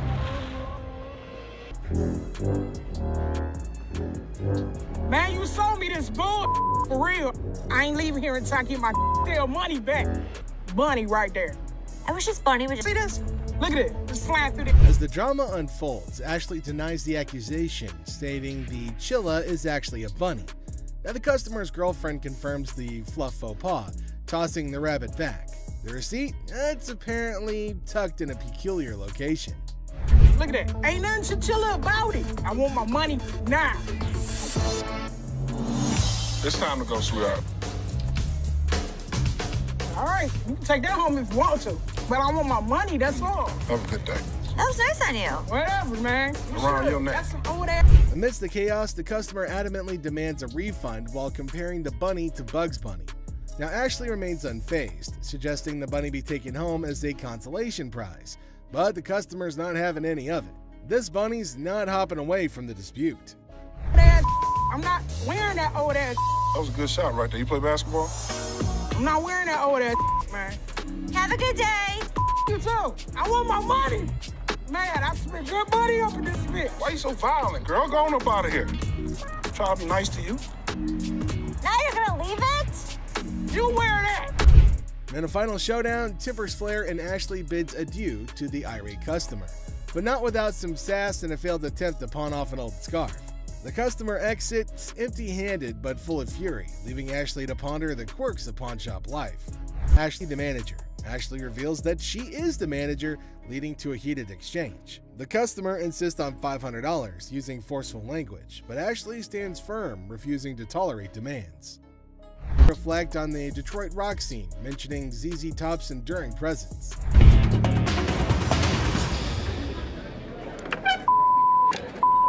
Have a good day. So much. You too.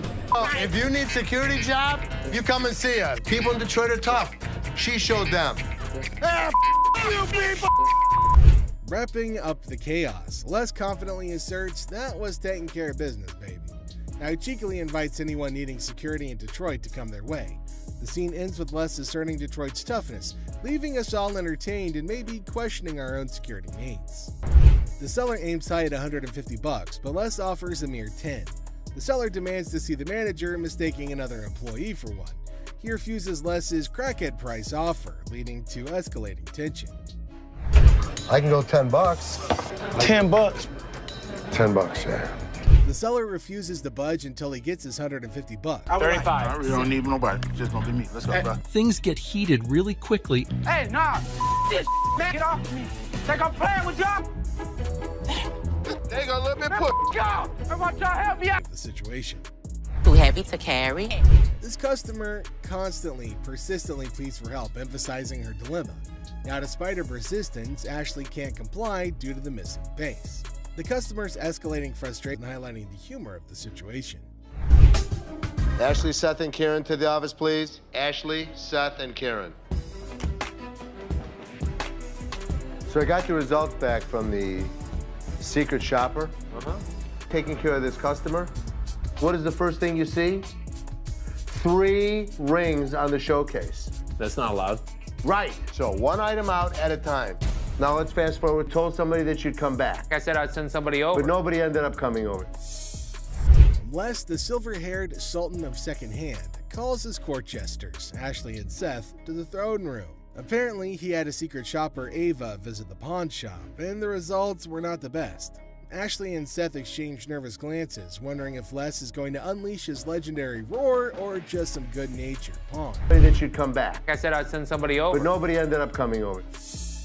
Now, how about this one? Wait till I show you this.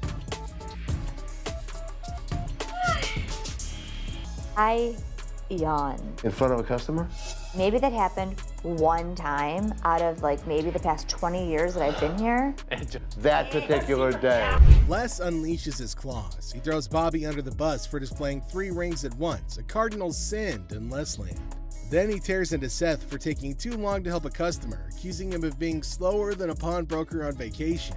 Ashley, sensing an opportunity, crosses her arms and silently whispers, "Uh-oh, somebody's feeling the heat." Look at how Linda took care of this person. This would run you $1,700 here. That's the best way to go. Look at how he's showing the television set. In Steve's report, and let me show you who got a 98 out of 100. Karen. Look at the way that she's handling the customer. I'm so happy I was able to help you today. 98. Les shifts his focus, showcasing the shining examples of Linda and JP. Linda, the Diamond 9 diva, expertly appraises a watch, while JP, the tech titan, demonstrates a TV with the enthusiasm of a kid on Christmas morning. Ashley takes a mental note, scribbling "Be more Linda, less Seth" on her pawn-shaped notepad. 98. The most important thing that we have to offer is customer service. You could learn something from me. A rose near 2 thorns. Les, I'm just doing my job. I'm very proud of you. Les reveals the ultimate scorecard. Karen, the customer service queen, scored a perfect 98. Ashley and Seth slump in their chairs, feeling like yesterday's jewelry. But Les throws Ashley a bone, calling her a rose between 2 thorns. A not-so-subtle dig at Seth. So Ashley puffs at her chest, basking in the rare praise, while Seth silently vows to outshine Karen next time.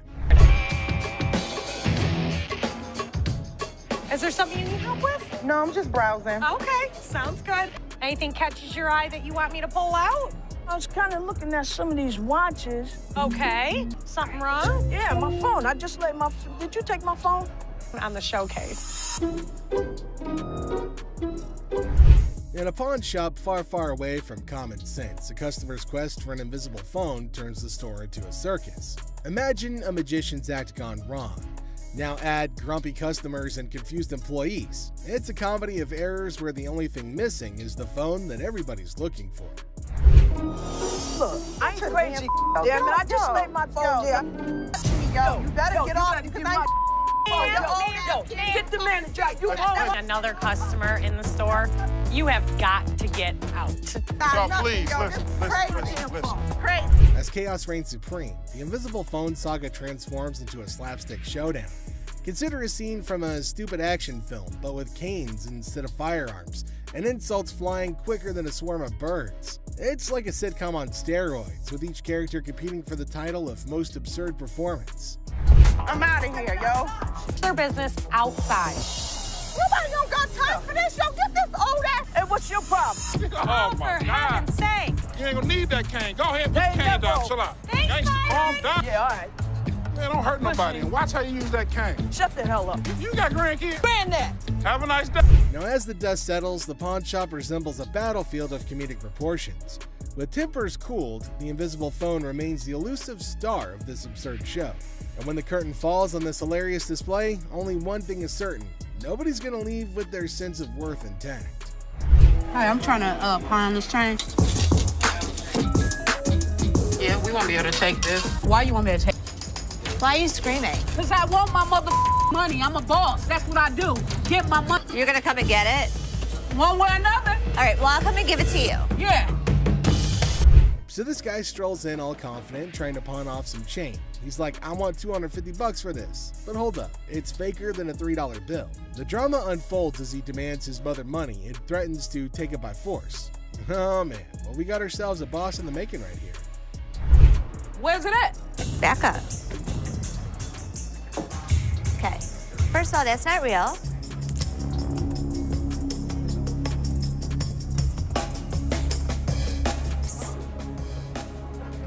What? Do you want me to let you pawn your watch for $250? Here comes round two. The guy's still clinging onto that delusion, insisting that it's real bling. However, they're not having any of it, threatening to remove him if he doesn't turn down the volume. But at least he's willing to compromise. Now, will he finally accept reality, or is he going to keep shouting his way to nowhere? I'll take the 250. Wow. Changing a tone now. Yeah. Want to follow me this way? Thanks for helping me. Oh, take a look at that. The guy finally got a soft spot and finally ready to see reason. 250? Yeah, sure. Talk about a change of tune. And with that, he's off to his next journey. Hey, how you doing? Hi, how are you? I'm all right. My girlfriend, she came up here and she got rid of my Xbox 360 and I came up here to get it back. She got rid of your Xbox? Yeah, we got into an argument and I woke up and it wasn't there. So I called her and I asked her where was it at and she told me it was up here. So I just came up here to get it back. Okay, it's not just gonna give you your 360. You just need to give me my stuff. No, I don't need to do anything I don't have no ticket. Okay, you done? Y'all just need to hand me my because I'm gone. You gonna what? What y'all supposed to have some security guards or something? Y'all looking at me and He can look at whoever he wants. He's our guard here. So. Like I was saying, can I just have No. Can I just have So here's this guy, right? He waltzes into the shop like he's lost his favorite pair of socks in the laundry. Turns out his girl threw out his Xbox 360. And he's all like, I need it back. And Ashley's there, cool as a cucumber, asking for a ticket. Ticket to what? The Xbox amusement park? Classic mix-up. Another one? Well, let me just look for one that I want to grab. Okay, you go that way. I'll show you some. Wait right Hey, what those here, 360s there, bro? and I'll sell you one for $200. No, I can grab one for free. Excuse me? Now, the guy's on a mission, but Ashley's playing hardball. No ticket, no Xbox, she says. But our hero ain't having it. He's all like, just give me my stuff. Like, bro, do you even have a receipt? And then he tries some Jedi mind trick about grabbing one for free. Nice try, buddy, but this ain't a buy one, get one free sale. Oh, I got the feeling that, yeah, he really into video games because he tried to warp out of here to like another world. You know what I'm saying? Get out of here. Get the out. Now. All right, now. Don't ever step back. You gonna make me move? It pissed me off. I've never seen somebody run around my store like that. I've never seen somebody jump in a barrel. I've seen some crazy but never that. Then it gets wild because the guy hops into a barrel and attempts to warp out of there. Now Ashley's telling security to get him out of there, and it's an entire circus. The guy finally bolts, and Ashley's left scratching her head wondering what the heck just happened. Never a dull moment in the pawn shop. Hi, how are you? Got a little bit of a problem. Can't imagine why. My kids were playing around last night, broke my teeth. Now I have no teeth. They broke all your teeth? I had dentures. So they How'd were they playing. bring them? They flushed them down the toilet. And you want how much? About $300. $300. So I'm not gonna be able to give you $300. Two? No. See, the issue is it has to be a certain amount of weight. A woman with a smile like a jack-o'-lantern enters, claiming that her mischievous children flushed her dentures down the porcelain plunge. Now she offers a promise ring as collateral, hoping for $300 to buy replacements. Ashley politely informs her that it's more like a $10 promise, triggering a meltdown worthy of a Shakespearean tragedy. For me to pay you for the silver. Right, I understand it ain't worth all that, so what can you give me? $10 to buy it. No, I need more than $10. See, I have no teeth. Right, I go so to work I'm not tomorrow. paying you for your teeth. Okay, well, what the can you do then? The woman launches into a guilt trip that would make even Mother Teresa flinch. Now Ashley stands firm, offering a measly $10 just to get rid of the verbal hurricane. But oh no, our toothless typhoon isn't satisfied. She throws insults like confetti, calling Ashley names that would make a sailor blush. Takes one to know one, doesn't it? Talk a lot of smart. Bitch, I do, and so do you. Keep walking. Now what? I'm here. Now what? I'm here. Keep walking. Bitch, my car's this way. Lucky Ashley didn't knock the teeth out your mouth. Ashley, pushed to her limit, unleashes her inner dragon. The woman, finally defeated, slinks away muttering threats. Ashley, victorious but slightly singed, sighs. One down, a million more to go. Hello. How are you? I'm fine. How are you? I like your nail polish colors. Thank you. What do we got here? A laptop? Laptop. You type in your password? What brings you in today? I just want to pound it in so I can give my sister some money. All right, I can do 150, and that's what I can do. Okay, can you do 165 or not? I can do 150. Okay, I know what, I ain't got time. Ashley greets the woman with nail polish flair. But oh boy, we got an issue. This is a laptop fiasco. Now she's trying to get cash for her sister's birthday bash, but the password's playing hide and seek. Now she's clueless, and Ashley's like, try again. But it's like asking a goldfish to play chess. Negotiations start to begin. Or do they? I ain't got time for this. I'm here to help you. Okay, well, you have a really, really bad attitude. It's like you don't like your job. If you don't like your job, you shouldn't work here, sweetheart. I'm sorry, you really shouldn't. I haven't even talked. I said I could go 150. The way you treat your customers is just so disrespectful. I actually asked. It's so disrespectful. Well, I'm sorry. I told you, I can't take 150. You know what's disrespectful? Learn how to talk. Learn how to talk. Learn how to talk. Have a good day.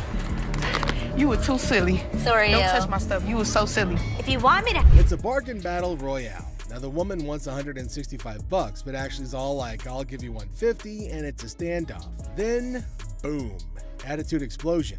The woman's throwing verbal haymakers like it's a boxing match. Ashley's like, hold up, honey, don't sass the cashier. But the woman's not backing down, even if it means storming out in a huff. Want me to help you? Your worst mistake is to tell me off. I could take my business somewhere else. Are you a lady or are you a baby? Excuse me, sweetheart. About it. I'm running the next store. You think you're really gonna be able to handle that? I did this one. I did all the heavy lifting with him. You coming to the door like you gonna do something? But, ma'am, you need to go. You don't know me, bitch. You looking at me like you wanna do something, do something. We give folks of all kind, happy, sad. Bye. Bye. What more can we do, you know? Walk away with a smile. Talk about a grand finale, folks. The woman's on her way out, but not without some parting shots. Now she's throwing shade like it's confetti, calling everyone out like it's a reality TV showdown. But in the end, it's all smiles for Ashley and her crew as they bid adieu to the drama and welcome the next wacky adventure in the pawn shop saga. In the end, Robert storms out, swearing never to return like some kind of reality TV diva. Classic entertainment, folks. You couldn't make any of this up if you tried. You looking at, mother? Get the off me. Hey, what the you? No, Mom, we calm. Leslie tries to calm him down, reassuring him they're not joking around. But no, he won't take their word for it. He insists on verifying the authenticity of the comics, and Ashley's response takes him to new levels of shock. The situation gets so out of hand that a burly bodyguard has to step in and escort him out. But wait, there's more. Right before leaving, he pulls a move that really ticks off another customer. Talk about adding fuel to the fire. After the dust settles, our Albanian friend tries to save face with a final quip. I'm Albanian, baby! Well, my friend, you've certainly lived up to that fiery reputation of yours. What a roller coaster of a pawn shop experience, folks. We see as the bodyguard's on alert, and even Seth, the boss, steps out of his office to see what the commotion is all about. The man keeps angrily repeating that he's supposed to get that 20% with $100. Seth steps up and asks the customer to read the sign again. He patiently explains what it actually means. Another pawn shop, bring me in the ticket, and when you take it out of that pawn shop, I'll give you 20. But does our furious customer listen? No way. He's sticking to his guns, dead set on his demands. He even goes back and snatches the sign to show it to the receptionist and Seth. But wait, there's more. To show his anger, this guy grabs a harmless plant and throws it on the ground. $20 worth right there, bitches! Oh, man. What did the plant do to him? Seriously, what did the plant ever do to you, man? And off he angrily storms away. It's never a dull day around here, is it? This next lady has real poor luck, but it does not excuse her behavior. Doors right there. Have a good day. Cause you got a big dude, you think you hot? So this lady storms into the store demanding her stuff back, which happens to be just 2 TVs. The receptionist asks her for some ID and tickets as proof, but this lady is completely clueless. I need your ID or the tickets. My what? She doesn't have any of those things, and here comes the shocker. Her boyfriend pawned off her belongings. Can you believe it?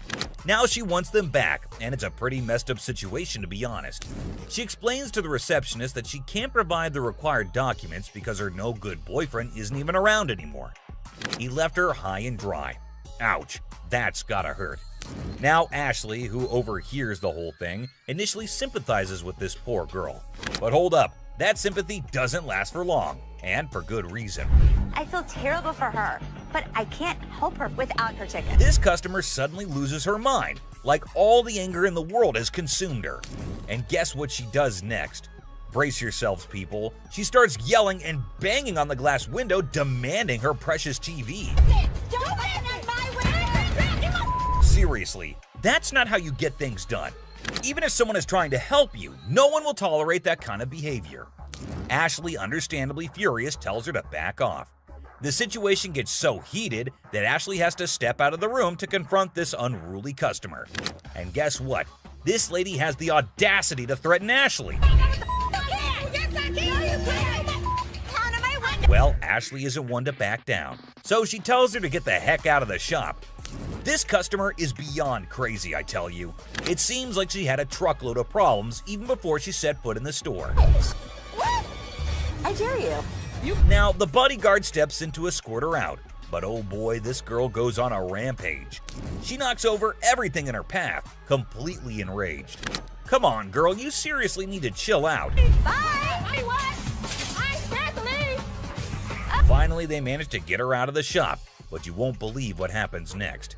Unlike the previous guy who threw a plant, this woman tries not once, not twice, but 3 freaking times to break back into the store. I mean, seriously, woman, get a grip on yourself. This is just embarrassing for everyone involved. But damn it, we're not your local psychologist neither. Even the bodyguard has had enough at this point, and he can only imagine what kind of crazy exchange must have taken place. Man, oh man, what a wild scene that must have been. This next guy is the most polite guy you'll see, but things take an interesting turn. He needed to sell something urgently to scrape together enough cash to cover his rent. Now that's a tough spot. So the dude decides to sell his late grandma's ring, thinking it's made of real. It's not the real deal, folks. It's as fake as a knockoff Rolex. But oh boy, this suggestion hit a nerve. He starts acting all weird and uncooperative, throwing a tantrum. TV. You can pawn your TV. What the I look like? Now, here's where things get intense. He demands his ring back and starts searching for someone else to deal with. Seriously, what on earth did Ashley ever do to deserve this kind of treatment? It's downright mind-boggling, folks. How you doing? I'm good. Trying to find this here. Well, here's the twist. It's also quite common for people to claim that their jewelry is real, when in fact, it's not. But it all depends on how they react when they find out the truth. Let's hope she learns a lesson from this and thinks twice before causing such a scene in the future. My dad truly believed that this glass could be something. Space for years. And you never know what surprises will walk through that door. Today we've got Seth bringing in something that's blowing everyone's mind, and boy is he in for a shock.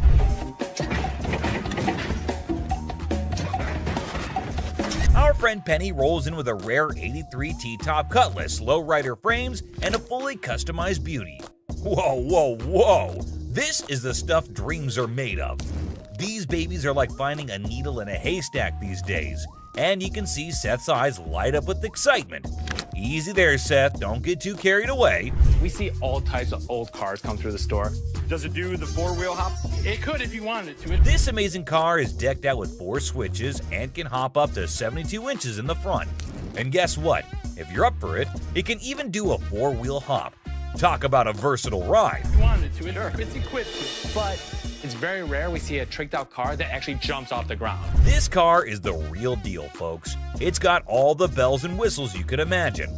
How often do you come across a fully equipped ride like this? Seth can't help but admit that it's incredibly rare to see a car that's not only fully customized, but can also jump off the ground. he can't resist showing off, telling us about the car's 4 hydraulic pumps and a whopping 14 deep cycle batteries. More batteries mean more power, right? Seth and his buddy can't resist the temptation to hop in and experience it firsthand. And let me tell you, they are having a blast.